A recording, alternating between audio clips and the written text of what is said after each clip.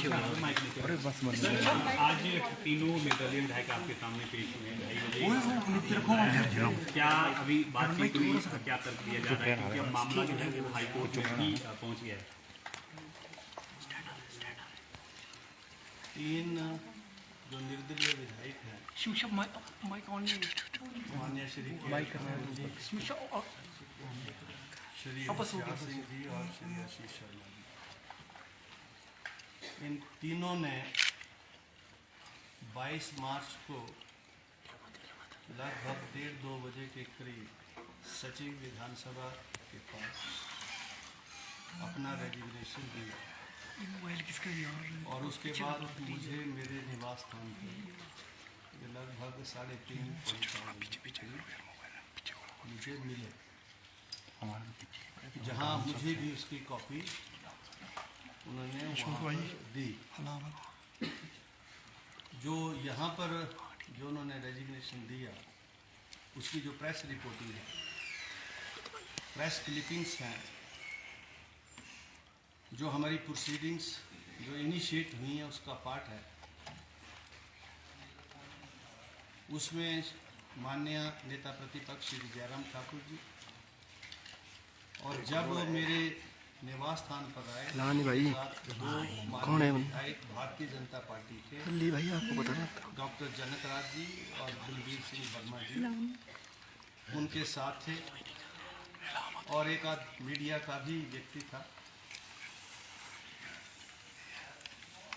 और दूसरे दिन एक पिटीशन जो है 10-12 जो माननीय विधायक कांग्रेस पार्टी से हैं, जो मंत्री भी हैं, उनकी तरफ से भी विधानसभा सचिवालय को प्राप्त हुआ। अरे क्या लग रहा है और जो नियम है हमारे, उनके तहत जब भी कोई विधायक अपना त्याग पत्र दे तो उसका एक फॉर्मेट है, उस फॉर्मेट के मुताबिक हो और उसके आगे जो रूल्स हैं, अगर वो व्यक्तिगत तौर पर आता है, वॉलेंटरी है या इनवॉलेंटरी है और अध्यक्ष को ये लगे कि जिन परिस्थितियों में उसने त्याग पत्र दिया है उन परिस्थितियों की खोजबीन करना आवश्यक है, ज़रूरी है, संविधान के मुताबिक, लोकतंत्र के मुताबिक, तो अध्यक्ष जो है उसके लिए संवैधानिक तौर पर, कानूनन तौर पर अधिकृत है। The speaker enjoys the full authority to inquire into all those aspects of the resignations। और उसी के संदर्भ में हमने तीनों माननीय विधायकों को एक नोटिस इशू किया था, शो कॉज नोटिस, और उसकी सूचना हमने राज्यपाल महोदय को भी दी थी और हमने उनसे ये आग्रह किया था कि नियमों के अनुरूप, संविधान के अनुरूप जो कार्रवाई वांछित है उसके मुताबिक आप 10 अप्रैल को 12:15 बजे विधानसभा सचिवालय के committee room, speakers committee room में उपस्थित हों और जो नोटिस दिया गया उसका एक दिन पहले आप उसका जवाब दे दें ताकि विधानसभा सचिवालय उस नोटिस को पढ़ने के बाद उसके ऊपर जो भी जानकारी प्राप्त करनी हो तो हम जो है इस पर्सनल इंक्वायरी में करें। अब वो तीनों माननीय विधायक अभी अपीयर हुए इन पर्सन, तीनों की हाजिरी मैंने रिकॉर्ड पर लगाई है और मैंने जो नोटिस शो कॉज हमने दिया है उसकी जवाब के बारे में उनसे पूछा तो उन्होंने कहा कि हमने जवाब इस संदर्भ में देना है। तो मैंने कहा दीजिए, तो उन्होंने समय मांगा है। यद्यपि मैं सारी प्रोसीडिंग्स को आगे की डेट दे सकता था, लेकिन मैं ये समझता हूँ कि विषय गंभीर है, इसलिए मैंने 2:30 बजे तक इसको एडजॉर्न किया है और 2:30 बजे फिर से दोबारा जो है ये जो है यहाँ कमेटी रूम में बैठकर प्रोसीडिंग्स होंगी और जवाब वगैरह जो भी आया होगा और उसके ऊपर जो आगे कार्रवाई बनती होगी वो किया जाएगा। तो क्या और अभी आपने एक प्रश्न और पूछा है कि माननीय उच्च न्यायालय में भी इस संदर्भ में आज रिट पटिशन जो है इन मान्यों के द्वारा की गई है। तो उसकी जानकारी आपको होगी कि उस रिट पटिशन जो माननीय उच्च न्यायालय में इन्होंने की है वो अभी लगी थी सुबह 11 साढ़े 11 बजे, जिस पर काफ़ी देर हाई कोर्ट माननीय उच्च न्यायालय ने सुनने के बाद उसको जो है 24 अप्रैल के लिए जो है उसको एडजॉर्न कर दिया है। और उसमें जो उन्होंने पार्टी बनाया था विधानसभा अध्यक्ष के रूप में मुझे और व्यक्तिगत रूप में मुझे, तो व्यक्तिगत रूप में तो जो ऑब्जर्वेशंस कोर्ट की थी वहाँ पर कि भाई you can not make the speaker in person as a party, कि whatever he has done and whatever he is doing that is the powers which are vested with him under the constitution, so you cannot make him a party in person.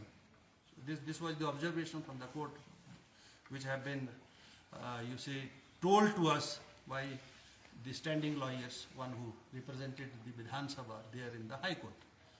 So what is the order that I have not seen? What is the writ petition copy I have seen? जो writ petition की जो copy उन्होंने विधानसभा सचिवालय को भेजी है वो हमने देख ली। जवाब का नोटिस जो है जो नोटिस का जवाब अभी उन्होंने देना है। तो जो हाई कोर्ट में उन्होंने जो रिट पिटीशन की है उसमें उन्होंने मेरे जो संवैधानिक अधिकार हैं उनको चैलेंज किया और उन्होंने हाई कोर्ट से डायरेक्शन मांगी है कि स्पीकर को हाई कोर्ट डायरेक्ट करे कि वो हमारे रेजिग्नेशंस को एक्सेप्ट करे। अभी हाई कोर्ट ने इसके ऊपर कोई निर्णय नहीं लिया, मैं प्रोसीडिंग्स में हूँ। तो अब ये दो विषय आगे हैं। एक तो जो अधिकार कानूनन मेरे पास है, संवैधानिक तौर पर है, हमारी जो विधानसभा की जो प्रोसीजर है, रूल्स है, उसके मुताबिक जो प्रोसीडिंग्स ड्रॉ होनी है, एक वो विषय है। और दूसरा अब मेरे उन सारे अधिकारों को चुनौती इस रिट के माध्यम से जो है इन माननीय विधायकों ने दी है और हाई कोर्ट ने उसमें कोई अभी तक ऑर्डर पास नहीं किया है। हमसे जवाब मांगा है तो हम उसका जवाब देंगे 24 तारीख को और उसके बाद हाई कोर्ट माननीय उच्च न्यायालय का क्या निर्णय आता है वो 24 को ही पता लगेगा जब वो निर्णय आएगा। और चूंकि अब ये दो पैरेलल प्रोसीडिंग स्टार्ट हो रही हैं तो स्वाभाविक है, क्योंकि अगर मैं इस प्रोसीडिंग को कंक्लूड भी करना चाहूँ तो भी नहीं हो पाएंगी, क्योंकि the matter is now sub judice and pending with the Honorable High Court. So unless the High Court adjudicate upon this matter, whereby they have challenged, assailed my authority, and if anything comes from the High Court in the manner in which they have desired, then certainly we have a right to approach the Higher Court also. अभी तक कुछ हुआ नहीं है, इसलिए मैं उस बारे में कोई टिप्पणी करना नहीं चाहता।